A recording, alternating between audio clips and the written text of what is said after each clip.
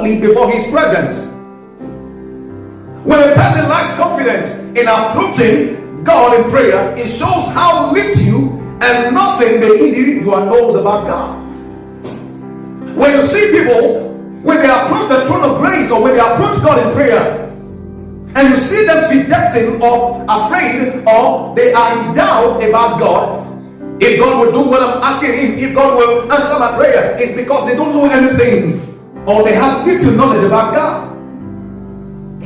Because if you know so much about God, if you know about the person of God, the integrity of God, the character of God, you will not be so afraid coming to his throne.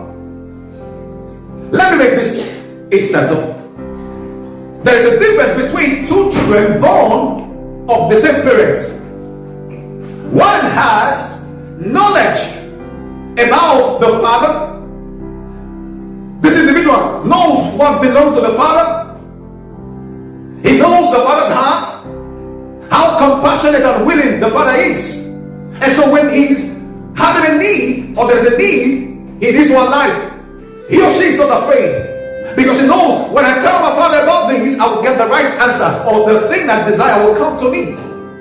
But the other one doesn't know or sure if the father will do for him what he or she asks.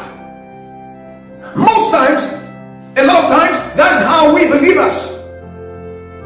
We have little knowledge about God. And we are not sure if God will do what he says he will do. But when you have, as a believer, knowledge of God, you are so confident in your prayer.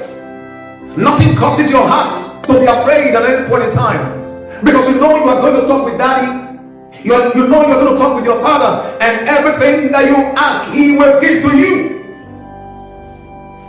So between these two persons, these two siblings or children of one's parents, who do you think will receive answer? The one that knows his father. The one that knows everything belongs to the father. And as long as the father has it, he will receive it. That is how God wants us to see him. He wants us to see him that way. I love how Paul specifically put it. Can we read Ephesians chapter 3 and verse 12? The book of Ephesians chapter 3 and verse 12. Paul, the apostle, put it like this. He said, in whom we have boldness. In Christ we have boldness. Because of what Jesus has done, we have boldness to come to God. He said, in whom we have boldness and access with confidence by the faith of him. Our